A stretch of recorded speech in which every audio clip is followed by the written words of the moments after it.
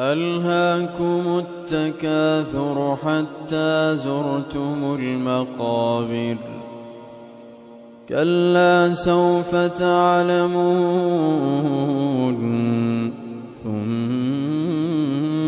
كلا سوف تعلمون